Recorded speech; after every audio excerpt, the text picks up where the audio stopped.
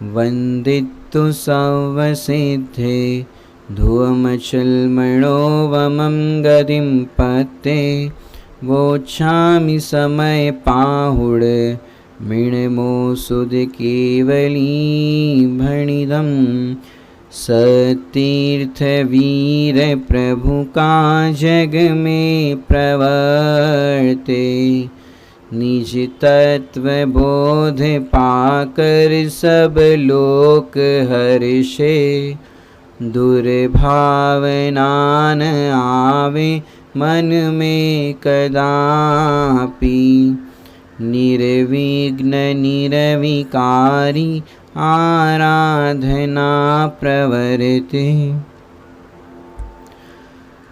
दुनिया में जिसे डॉक्टर बनना हो उसे साइंस अपने आप अच्छा लगता है, जिसे सीए बनना हो उसे अकाउंट्स अपने आप अच्छा लगता है, और जिसे भगवान बनना हो उसे ऐसे प्रातःकाल की बेला से लेकर के पूरे दिन के शिविर के कार्यक्रम में एक भगवान आत्मा की चर्चा सुनना अच्छा लगता है।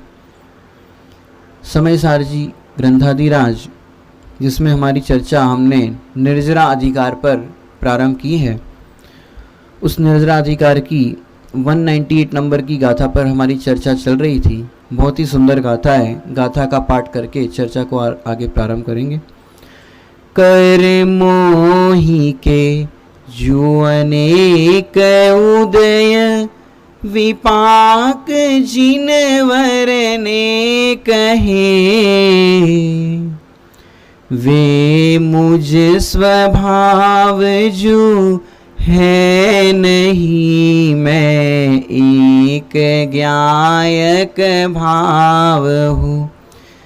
कर्मों के अनेक प्रकार के उदय है। कितने प्रकार के? अनेक प्रकार के। वे अनेक प्रकार के उदय किसने कहे? कि जिनवर भगवान ने कहे।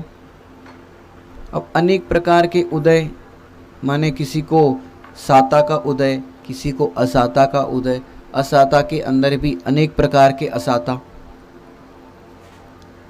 अब कई बार क्या होता है, हम उस साता असाता के अंदर भी, साता के उदय में तो कोई दिक्कत नहीं होती भेद विज्ञान की माने, क्योंकि जीव भेद विज्ञान करता ही नहीं। साता के अंदर तो क्या बेहोश हो जाता है।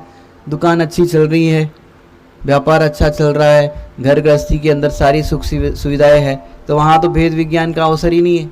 वहाँ तो बस उसी के अंदर मग्न हो जाता है। भेद विज्ञान का अवसर तो ज़्यादा जीव को असाता के उदय में पड़ता है। माने देखा जाए तो लोग पुण्य का उदय चलता हो तो मंदिर तक नहीं आए, और पाप के उदय में दौड़े दौड़े आए। तो कर्म का उदय, जब पाप का उदय आता है तो सबको भगवान की याद आती है। तो असाता के उदय में भगवान के पास जाते। अब उसके अंदर भी हम क्या करते, जैसे किसी को सोचो पैरों में फ्रैक्चर हो गया, अब मंदिर नहीं जा सकते, और कहीं भी जाना है तो जाने आने का, अब टोटली बेड रेस्ट हो गए। अब उसके अंदर हम कई लोग ऐसा भी सोचते हैं, क्योंकि विचार तो हर प्रति समय अनेक प्रकार के चलते हैं। यहाँ पर चल रहे ना, कर्मों के अनेक प्रकार के उदय है, तो कर्म के उदय के समय अनेक प्रकार से विचार चलते। अब पैरों में फ्रैक्चर हो गया तो टोटली बेड रेस्ट हो गए। अब बेड रेस्ट के समय क्या विचार चले कि भैया पैरों से ये फ्रैक्चर हो गया, इसकी जगह पे हाथों में हुआ होता तो हम शिविर में तो जा पाते, और कहीं जाना है तो जा पाते। तो हमको क्या लगता है कि पैरों में फ्रैक्चर हुआ, उसकी जगह पे हाथों में हुआ होता तो अच्छा। माने कर्म के उदय को हम नए नए रूप संक्रमण करते रहते, लेकिन कर्म के अभाव रूप, माने जैसा हमको शरीर मिला है, नाम कर्म है ना, जैसा शरीर मिला है उस शरीर के अंदर भी हमें ऐसी आँख होनी चाहिए थी, हमें ऐसा फेस होना चाहिए था, हमारे ऐसे हाथ होने चाहिए थे, हमारा ऐसा गला होना चाहिए था। हम डिमांड प्रति समय कर्म की कर रहे। नाम कर्म की 93 प्रकृति है, हर समय कर्म की डिमांड कर रहे हैं अनेक प्रकार के। फिर डिमांड करने पर क्या होगा वकील साहब? कर्म की डिमांड करेंगे तो फिर क्या होगा? फिर वैसा ही उदय आएगा। अब उदय आने के टाइम पे क्या होगा कि उदय आएगा तो उस उदय के काल के अंदर सुख या दुख दो परिणाम होंगे। अब जो ज्ञानी जीव है, सम्यक दृष्टि जीव है, यहाँ पर उत्थानिका में लिया ना, सम्यक दृष्टि ज्ञानी जीव उस उदय काल में क्या करते हैं, स्व और पर को किस प्रकार से जानते हैं, सामान्य और विशेष रूप से बताया ना। सम्यक दृष्टि ज्ञानी धर्मात्मा आत्मा सामान्य रूप से और विशेष रूप से पर भावों से भिन्न जानता हुआ नियम से ज्ञान वैराग्य संपन्न किस प्रकार होता है, यह यहाँ पर उत्थानिका बताई। और आचार्य कुंद देव की गाथा में उसकी विधि बताई कि वे क्या करते हैं। तो कर्मों के अनेक प्रकार के उदय है और वो जिनवर भगवान ने कहे हैं, यहाँ तक तो बात ठीक है।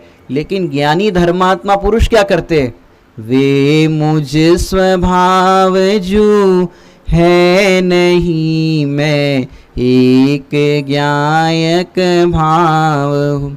जरा जरा सी बात पे क्रोधित हो जाते। भोजन करने अपन गए और भोजन के अंदर ठंडी रोटी मिल जाए तो, जली हुई रोटी मिल जाए तो, ऐसे प्रसंग, हमको आवाज सही नहीं मिला तो ऐसी परिस्थितियों के अंदर हमें भेद विज्ञान करना है। वे मुझ स्वभाव जो है नहीं मैं एक ज्ञायक भाव, संयोगों से भिन्न भगवान आत्मा जुदा है, परभावों से भिन्न भगवान आत्मा जुदा है, ऐसा भेद विज्ञान करना है। चंदन बाला का विचार करो, चंदन बाला को वेश्यालय में खड़ा कर दिया। अब विचार करो उस समय वो परिस्थिति क्या होगी, उनके मनोभाव क्या होंगे चंदन बाला के, कि ज्ञानी धर्मात्मा पुरुषों को उस समय आकुलता माने चारित्रगत आकुलता भी होती है, लेकिन उस समय श्रद्धा का बल कैसा होता होगा। इसके अंदर ही 154 नंबर का एक कलश है निर्जरा अधिकार के अंदर, कि सम्यक दृष्टि की जो श्रद्धा होती है वो कैसी होती है। सम्यक दृष्टि पतित्यमी माने सम्यक दृष्टि उनकी श्रद्धा ऐसी होती है, चाहे मेरु चलायमान हो जाए, वज्र की वर्षा हो जाए, अग्नि की वर्षा हो जाए, माने कितने ही प्रतिकूल पहाड़ टूट जाए, माने कुछ भी हो जाए, प्रतिकूल अवसर आ जाए, फिर भी सम्यक दृष्टि की श्रद्धा चलायमान नहीं होती। उस पाप के उदय में भी वो अपने आप को कैसे ज्ञायक देख लेते हैं, उस ज्ञेयों से भिन्न कैसे ज्ञायक देख लेते हैं। अब चंदन बाला को वहां पर वेश्यालय में खड़ा कर दिया तो उस समय उनके मनोभाव कैसे होते होंगे, ये पाप का उदय टल जाए, क्या हो जाए, ये पाप का उदय क्यों आया। उस समय इसमें समय बर्बाद करते होंगे, क्या करते होंगे कि उस समय क्योंकि ये भी जो कर्मों से भेद विज्ञान की बात यहाँ पर चल रही है ना, कि ये कर्म है, ये सब है, ये मेरे स्वभाव नहीं है। इसको 4 ध्यान के अंदर विपाक विचय धर्म ध्यान कहा। कर्मों के फल है ना, विपाक विचय, विपाक माने कर्म का फल और विचय माने विचार, उसका विचार करना, भेद विज्ञान करना, ये ध्यान है। ये धर्म ध्यान के भेद में बताया, विपाक विचय धर्म ध्यान, और वो आनंद रूप है। आप स्वयं ही कई बार विचार करो कि जब प्रतिकूल अवसर आता है और उस समय आकुलता भी होती है, लेकिन आप उससे भेद विज्ञान जब करते हो तो आनंद की लहरें निकलती है कि नहीं निकलती। तो क्या कहते हैं यहाँ पर, तो उस चंदन बाला को उस समय कैसा लग रहा होगा कि उस समय वे ऐसे ही भेद विज्ञान करते होंगे, ये पूर्व कर्म का उदय है और मैं तो उससे भिन्न हूँ, मैं तो मात्र ज्ञायक हूँ। उदय आना वो तो कर्म का काम है, लेकिन उस समय ज्ञाता रहना तो मेरा काम है। ज्ञानी अपना काम करते हैं, पर का तो कुछ नहीं करते। और उसी समय ऐसा भेद विज्ञान करने पर पुण्य परमाणु का क्या हुआ, फिर सेठ जी का आना हुआ और फिर सेठ जी अपने घर ले गए पुत्री बना करके।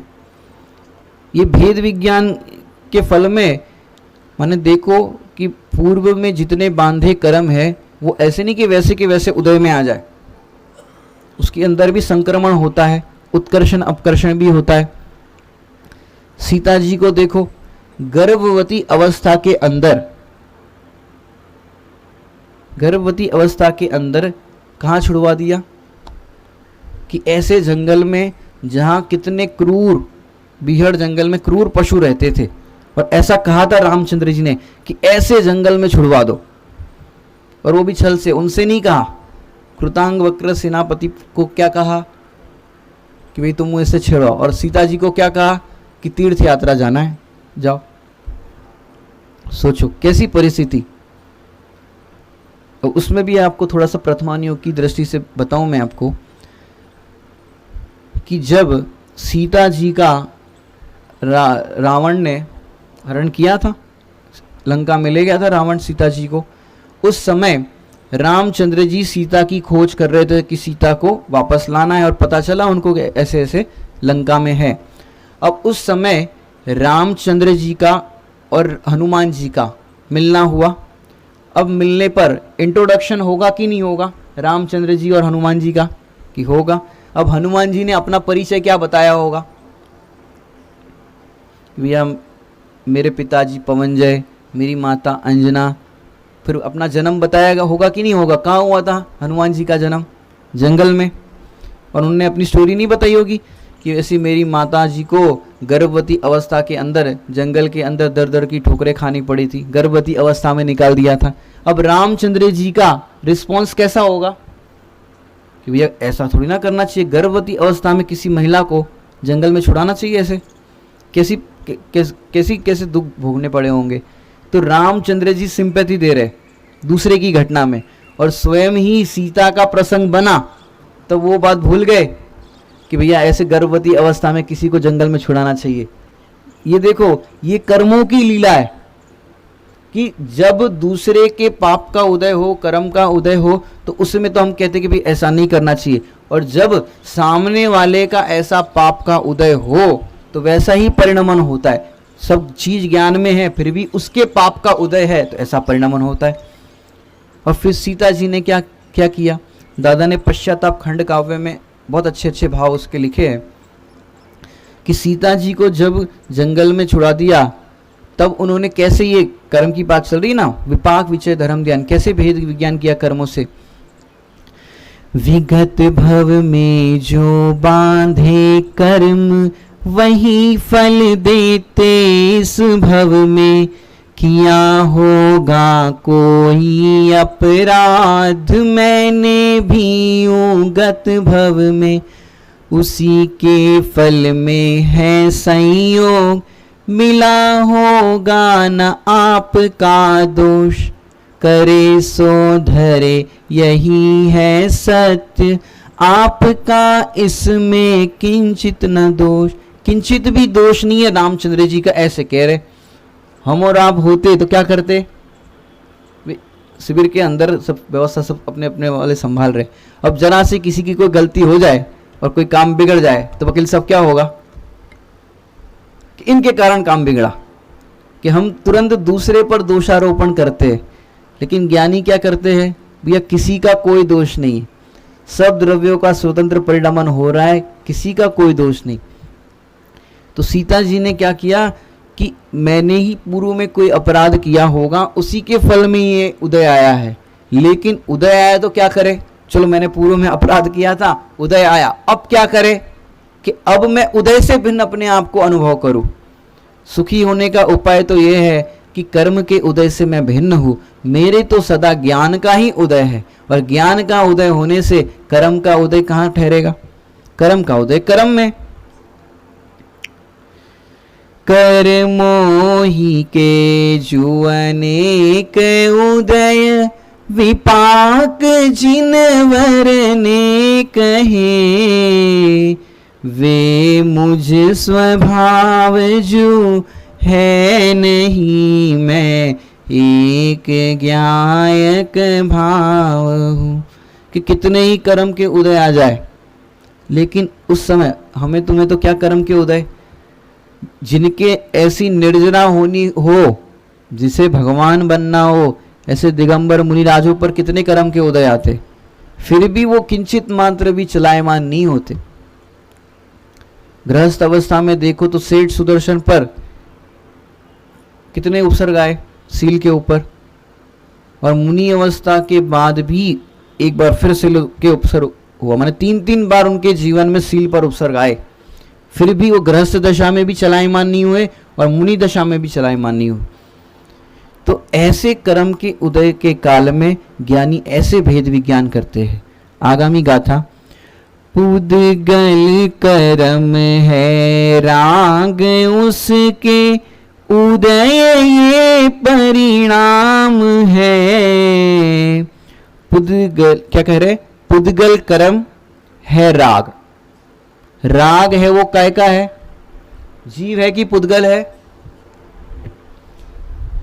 चलो पूरी गाथा को पहले पढ़ते फिर अपन उसकी चर्चा करते हैं। पहले बताया कर्म का उदय है, अनेक प्रकार का है, ऐसा जिनवर ने कहा है, यहां तक बात की। दूसरी गाथा में क्या कह रहे हैं? बाकी की नीचे की लाइन तो सेम है, 198 और 199 की गाथा की नीचे की दूसरी लाइन तो सेम है। क्या? किंतु ये मेरे नहीं, मैं एक ज्ञायक भाव। पहले में बताया कर्म का उदय है, अनेक प्रकार का फल है। अब दूसरी गाथा में क्या बता रहे हैं? पुद्गल कर्म ये राग, माने राग क्या है? पुद्गल कर्म है, जीव नहीं है। क्यों? देखो 6 द्रव्य है बराबर, इसमें एक जीव है जिसमें क्या होता है? जानना देखना आदि तो उसका स्वभाव है, लेकिन पुद्गल, धर्म, अधर्म, आकाश, काल, ऐसे 5। अब ये 5 जो है उसमें राग होता है कि नहीं होता? होता है कि नहीं होता? कहाँ होता है? पुद्गल में होता है, पुद्गल में राग होता है। ये माइक के अंदर राग होगा कि नहीं होगा? ये चौकी के अंदर राग होगा कि नहीं होगा? तो यहां पर तो कह रहे पुद्गल कर्म ये राग, तो समझ में नहीं आया। कह रहे पुद्गल माने राग है वो पुद्गल कर्म का है, माने राग पुद्गल कर्म है वो राग करता है। तो ये माइक राग करेगा कि नहीं करेगा? बोलो भैया, करेगा? तो यहाँ आचार्य देव साफ साफ गलत लिख रहे कि नहीं लिख रहे? बोलो। तो लिखा है कि नहीं लिखा है? पुद्गल कर्म है राग। तो राग किसका है? कि पुद्गल कर्म का है। तो माइक में, चौकी में, ये कैमरे में राग होना चाहिए कि नहीं होना चाहिए? कि समझने वाली बात है। यहाँ पर मैं दोनों तरह से खुलासा करता हूँ। 6 द्रव्य है, तो 6 द्रव्य के अंदर 5 द्रव्य तो रागादि रूप नहीं होते, माने उसका तो स्वभाव क्या है? पुद्गल कर्म। ये 5 है, क्या है? पुद्गल है। धर्म, अधर्म, आकाश, काल, ये 5 तो पुद्गल है और ये जीव है। तो पुद्गल कर्म करता है कि नहीं राग? कि पुद्गल कर्म राग नहीं करता। अब अन्य 5 द्रव्य राग नहीं करते, इसलिए जीव को कहा कि जीव की एक समय की पर्याय में राग होता है, उसका स्वभाव नहीं है राग करना, जीव की एक समय की पर्याय में होता। अब 5 नहीं करते तो किसी ना किसी के खाते में तो जाएगा, इसलिए जीव को उसका कर्ता कहा। ये एक अपेक्षा। दूसरी अपेक्षा, जो राग होता है, जितने भी विभाव परिणाम होते हैं वो सारे पुद्गल के लक्ष्य से होते। आपको राग द्वेष के परिणाम किसके लक्ष्य से होते? पुद्गल के लक्ष्य से होते। जीव आत्मा को देख करके किसी को राग होता है? स्वभाव की दृष्टि करने वाले तो वीतराग होते, आत्मा की दृष्टि करने वाले तो वीतराग होते, राग का अभाव होता है, और पुद्गल का लक्ष्य करने पर राग द्वेष के परिणाम होते। अब यहां पर आचार्य देव जो गाथा लिख रहे हैं, पुद्गल कर्म है राग, माने राग है वो पुद्गल कर्म है, जीव नहीं है। क्योंकि दूसरी लाइन में क्या बताया? वे मुझ स्वभाव जो है नहीं, मैं एक ज्ञायक भाव। उनको तो ज्ञायक भाव का बल है ना, तो ज्ञायक भाव दिखा रहे। तो अब यहां पर कह रहे हैं जो पुद्गल कर्म है राग, तो यहां पर क्या अर्थ लेना? ये वाला समझ में आया? 5 पुद्गल है वो राग नहीं करते, इसलिए जीव को कर्ता कहा कि जीव राग करता है। ऐसे समय सार जी में आपको विविध प्रकार की अपेक्षाएं दिखाई देगी। तो 5 नहीं करते इसलिए जीव को राग का कर्ता कहा, ये एक अपेक्षा। वो यहां नहीं ले रहे, यहां पर तो क्या ले रहे हैं? पुद्गल कर्म है वो राग है, माने राग है वो पुद्गल कर्म है। तो क्यों राग को पुद्गल कर्म कहा? क्योंकि जब जीव पुद्गल का लक्ष्य करता है इसलिए उसको राग होता है। समझ गई बात? तो जिसके लक्ष्य से जो होता है उसका वो कहा जाता है। क्या कहा? बोलिए, नहीं तो नींद आ जाएगी। जिसके लक्ष्य से जो होता है उसका कहा जाता है। तो राग है वो पुद्गल के लक्ष्य से हुआ, तो इसलिए किसका कहा? किसका कहा? पुद्गल का कहा। दोनों अपेक्षा समझ में आई ना? तो राग जो पुद्गल के लक्ष्य से कहा हुआ, इसलिए पुद्गल का कहा। दृष्टांत देकर के समझाता हूं कि जैसे अपना लड़का पढ़ लिख करके जॉब करने लग गया। अब जॉब करने के बाद जब भी सैलरी आए, जब भी कोई बात हो, जब भी कुछ अच्छी बात हो, तो अपनी मम्मी से शेयर करे। कि आज मम्मी सैलरी बढ़ गई या जो कुछ भी सैलरी आए तो मम्मी को दे, और भी जो भी बातें, मम्मी आज आपने बहुत अच्छे पराठे बनाए, बहुत अच्छी खीर बनाई, सब अच्छी अच्छी तारीफ और सब कुछ हो। अब उस लड़के की शादी हो गई। अब शादी के बाद, समझ गए सब लोग, शादी के बाद जब भी कुछ मम्मी कहे कि भैया शिविर के अंदर मेरे को 11,000 का दान देना है, तो तुरंत वो जो पति है माने बेटा है कहाँ देखेगा, पत्नी की ओर। पत्नी ने कहा, तो उन्होंने कहा ठीक है मम्मी 11,000 का दान दे दो। अब जब कोई बात पूछना हो तो अब पत्नी की ओर देखे, वो क्या कह रही है पत्नी, हाँ ठीक है। अब वो मम्मी जब उसकी जो मम्मी है मंदिर में जाएगी और उसकी सहेली से और लोगों से चर्चा करेगी, बातें करेगी, करते हैं ना सास बहू, कि वो बात करेगी तो क्या कहेगी, बेटा बहू का हो गया। किसका हो गया? अब बेटा वो माने उसकी मम्मी का है कि बहू का है? बोलो, बेटा बहू का है कि मम्मी का है?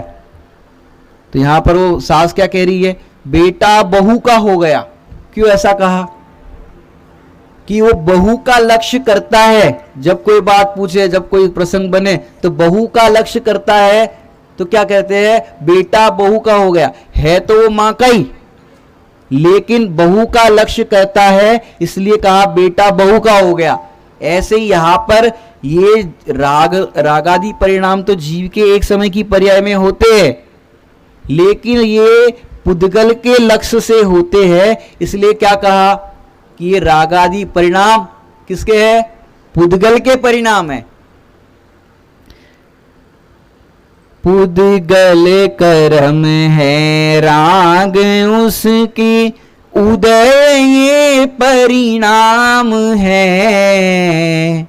तो क्या करना भैया, पुद्गल के लक्ष्य से राग होता है, चलो राग भी हो गया, अब क्या करे, राग होने के बाद क्या करे, क्रोध होने के बाद क्या करे, क्रोध हुआ, एक समय की पर्याय थी, क्रोध आया गया, अब क्या करे कि उसकी माला जपो, आज मैंने क्रोध कर लिया, 14 के दिन क्रोध कर लिया, अष्टमी के दिन क्रोध कर लिया, 10 लक्षण चल रहे थे क्रोध कर लिया, राग कर लिया, खाने की तृष्णा हो गई, खाने के माने इतने सारे जितने भी विभाव विकल्प अपने को होते हैं, और होने के बाद हम क्या करते कि उसके बाद क्या करते हैं, दुखी होते हैं, आर्त ध्यान करते हैं।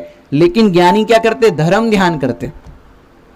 आर्त ध्यान करने से क्या, अब वो पर्याय चली ही गई और उसके पीछे हम रोते। एक सच्ची घटना बताऊंगा, बड़े पंडित जी की एक स्वानुभव पत्रावली है। उस स्वानुभव पत्रावली जब प्रकाशित हुई थी तो उसकी अपने पास मोबाइल के अंदर या लैपटॉप के अंदर जो स्क्रीन पे आज हम पढ़ रहे हैं वो से उसकी सुविधा उपलब्ध नहीं थी। तो हम एक बार रानीपुर गए थे और रानीपुर में हम अपने जो भैया है उनके साथ थे। अब रात को हम उसकी PDF बना रहे थे, माने उसके फोटो स्कैन करके बना रहे थे। अब हमने 300 पेज की करीबन किताब है वो 150 पेज का हमने स्कैनर में कमांड दिया था और उसके अंदर 144 पेज तो हो गए थे, स्कैन करके रेडी हो गए थे। अब सिर्फ कितने पेज बाकी थे, 6 पेज बाकी थे। रात के करीबन 1-1:30 बजे होंगे और 6 पेज बाकी थे। 144 पेज हमने कर लिए थे। 145 नंबर का पेज रखा और फिर जैसे ही स्कैन करने के लिए हमने रखा तो वहाँ पर आया स्कैनिंग एरर। अब जो समझते होंगे उनको समझ में आ गया होगा कि अब तक हमने जितने भी 144 पेज किए, माने 3-4 घंटे हमने मेहनत की स्कैन करने के लिए, वो सारे पेज गायब हो गए। अब सामने था 145 नंबर का पेज। सच्ची घटना है। अब सोचो, अब 3-4 घंटे से मेहनत कर रहे हो, 144 पेज तक तो पहुंच भी गए, 6 पेज बाकी है, उसके बाद वो फाइल सेव हो जाएगी। लेकिन क्या हुआ, फाइल गायब हो गई, माने 144 पेज स्कैनिंग एरर के कारण चले गए। अब बोलो आकुलता होगी कि नहीं होगी? 3-4 घंटे मेहनत कर रहे थे और आकुलता होगी कि नहीं होगी? बोले वकील साहब, बहुत होगी। और रात के 1:30 बजे थे, इतनी मेहनत से बनाया, फिर से वो पूरी मेहनत करनी पड़ेगी। तो एक समय के लिए हमें आकुलता हुई, लेकिन जब 145 नंबर का पेज जो रखा था ना, वो तो दिखेगा कि नहीं दिखेगा? जो पेज अंदर स्कैनर में पड़ा है वो तो दिखेगा नहीं।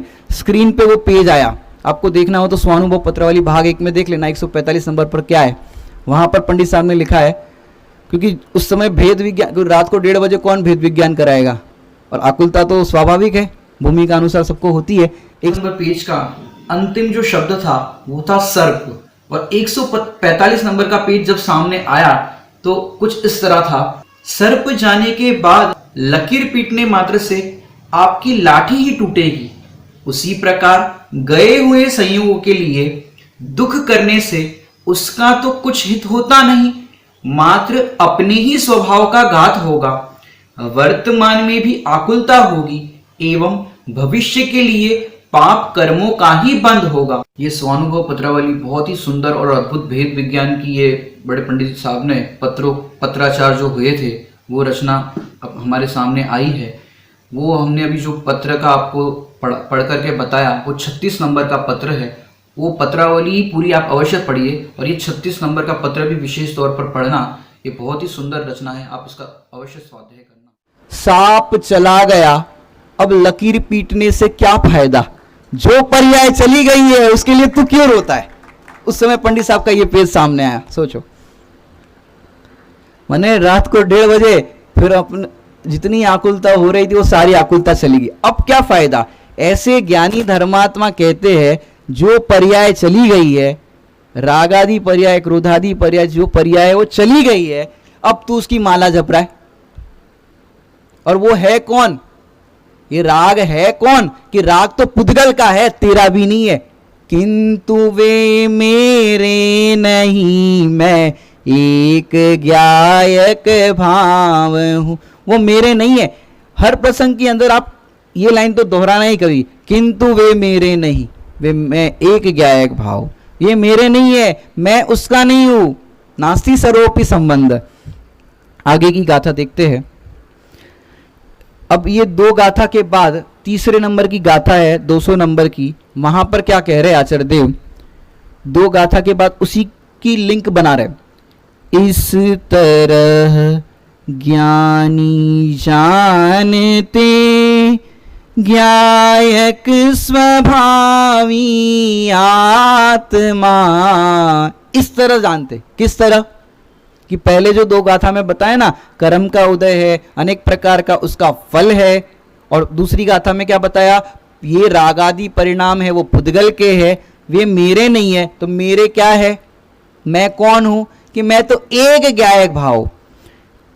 इस तरह ज्ञानी जानते गायक स्वभावी आत्मा, कर्मोदयों को छोड़ते निज तत्व को पहचान कर। भैया कर्मोदय को भी छोड़ना हो तो कैसे छोड़ोगे, कि निज तत्व को जानने पर ये कर्म छूटेंगे। माने कर्मों से छूटने का उपाय क्या है, कि कर्मों से छूटने का उपाय क्या है, कि कर्मों से छूटने का उपाय तो एक काम करो, व्रत उपवास करो, दान दो, वो जितनी भी लाइन है ना, माला फेरो, पंच कल्याणक करा दो। भैया ये कर्मोदयों से छूटने का उपाय नहीं है। कर्मोदयों से देखो साफ साफ लिखा है, कर्मोदयों को छोड़ते निज तत्व को पहचान कर। जोर इस पर जाता नहीं है निज तत्व को पहचानने पर। कल रात को पंडित जी ने दृष्टांत दिया था, याद है किसी को, कि जो पति है हाजरा हजूर विद्यमान है, उसका तो लक्ष्य नहीं करती। और वो करवा चौथ का व्रत कर लिया था, तो करवा चौथ के व्रत में क्या करे कि वो श्रृंगार आदि पूरा करे और जो भी बढ़िया रसोई बनानी वो सब करे। पति कह रहा है मुझे पानी दो, तो पति का तो अनादर करके हाँ मैं देती हूँ पानी, देती हूँ पानी। अब वो मर रहा है, बीमार है। ऐसे जो गायक स्वभाव है वो हाजरा हजूर विद्यमान है, उसकी ओर तो उसका आदर तो करे नहीं, और फिर बाकी सारी चीजें करे, व्रत उपवास करे, सब कुछ करे। लेकिन ये किसके लिए, एक गायक स्वभाव भगवान आत्मा के लिए। आत्मा के लिए करोगे तो क्या होगा, आत्मा को पहचानोगे और कर्मोदय क्या होंगे, छोड़ने पड़ेंगे कि छूटेंगे। जिस समय हो आत्मदृष्टि कर्म थर थर कांपते हैं, आत्म की एकाग्रता लख छोड़ खुद ही भागते। ऐसे सुंदर भाव यहां पर 200 नंबर की गाथा में लिए हैं। आगे की गाथा पढ़ते फिर हमको एक बहुत सुंदर गाथा है उस पर थोड़ा सा और चर्चा करनी है।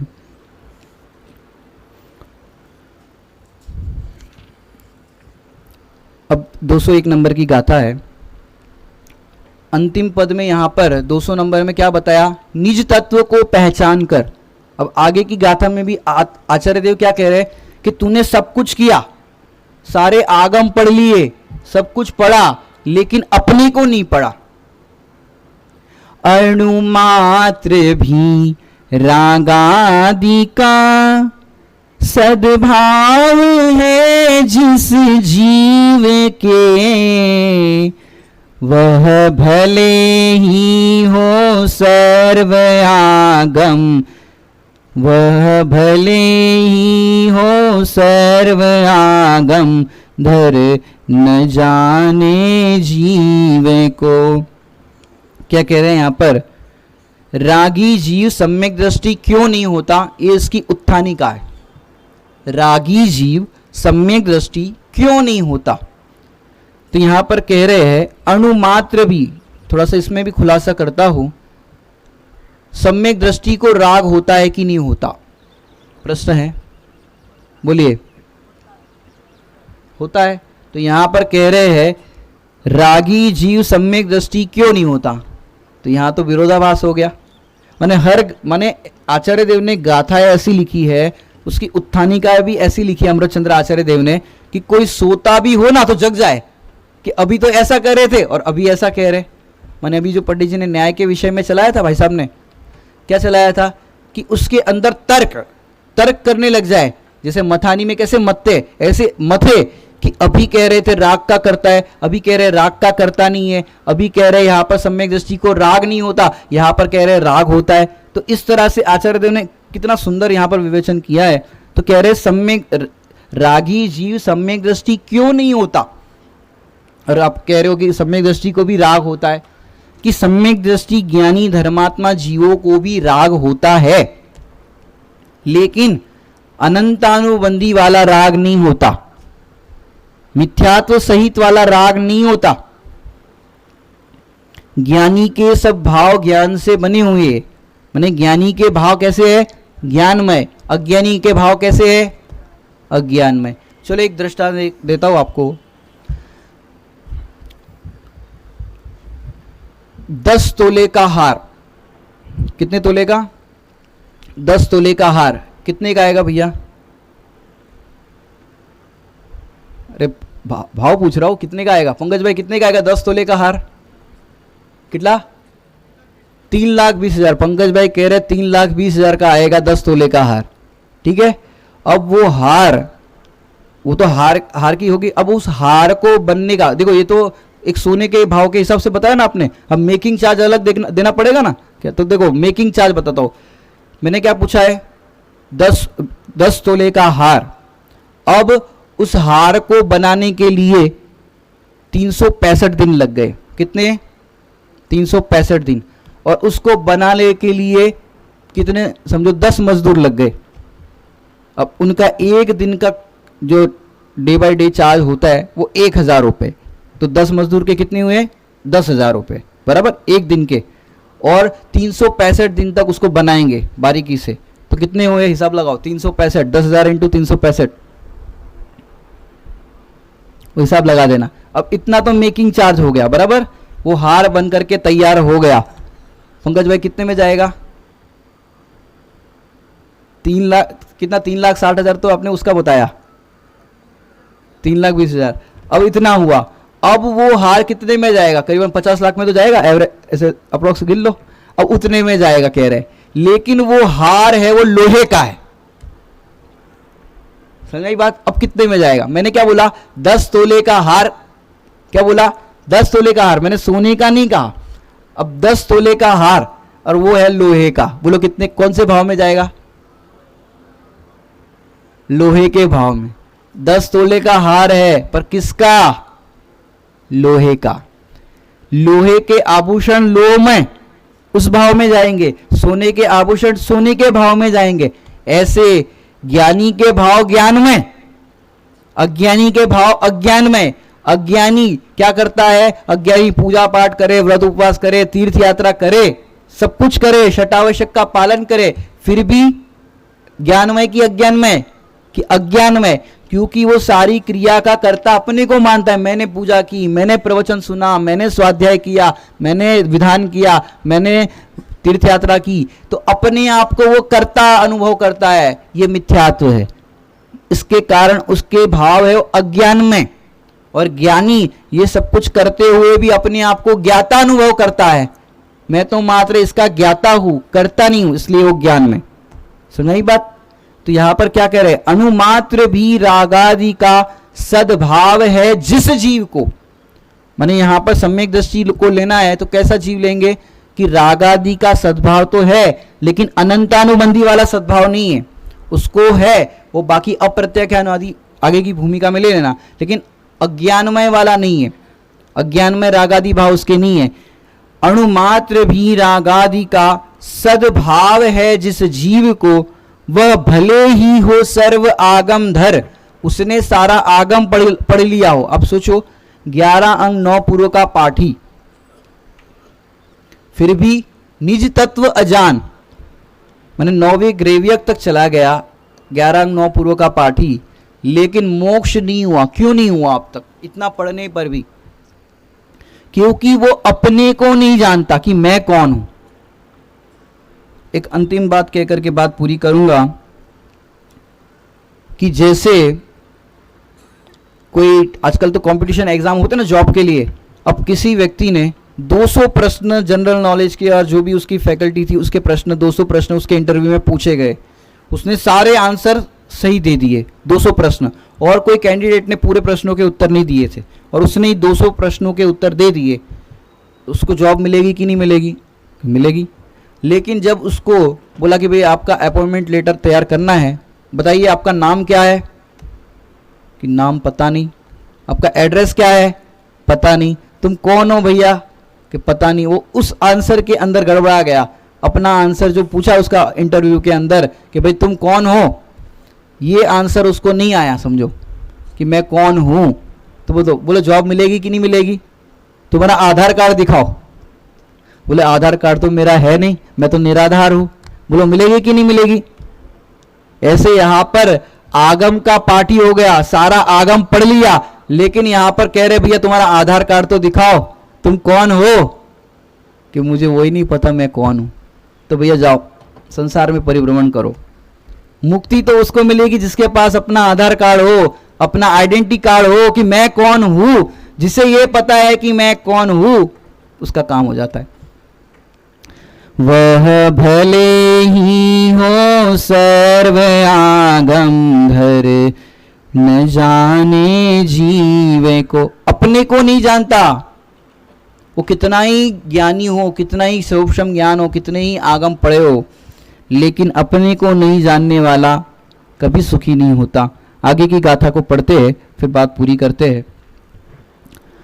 जो न जाने जीव को वे अजीव भी जाने नहीं, कैसे कहे सददृष्टि जीवा जीव जब जाने नहीं।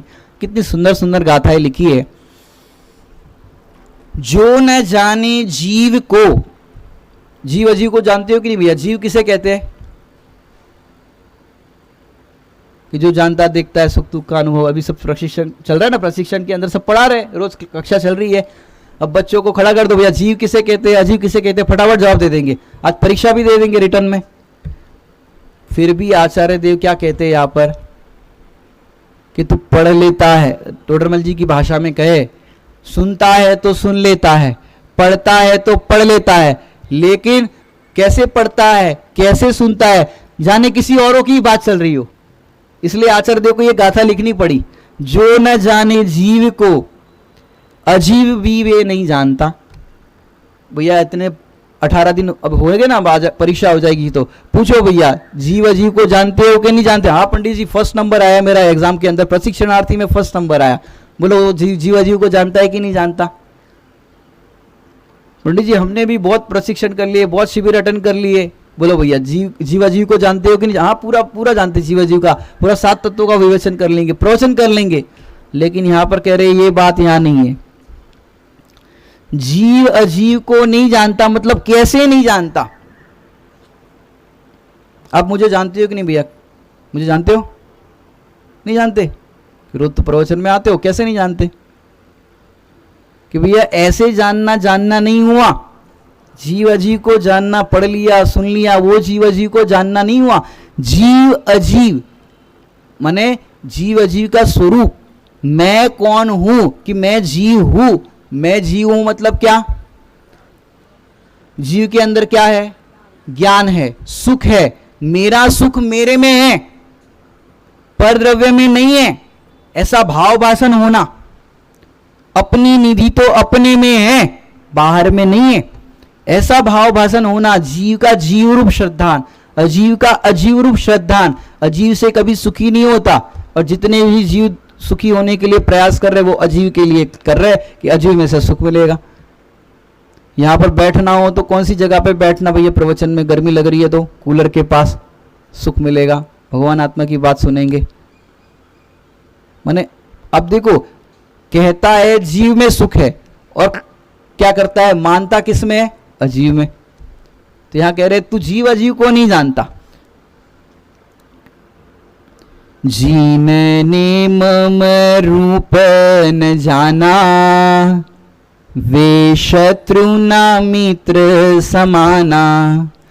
जो जाने मुझ आत्म रे, वे ज्ञानी पूज है मेरे। जो अपने आत्मा को जानता है वही वास्तव में जानने वाला है। जिनने मम रूप न जाना, जिसने अपने आत्मा को नहीं जाना, वो दूसरे को भी कैसे जानेगा? स्वामी जी का मंगलाचरण है ना, मांगलिक जिसे कहते हैं, तू परमात्मा है ऐसा नक्की कर। तू परमात्मा है ऐसा नक्की कर। तो उसमें क्या बताया फिर आगे कि प्रभु तू परमात्मा है, तू दूसरे को भगवान आत्मा कब देख पाएगा? बधा भगवान छो ने बधा भगवान थाओ।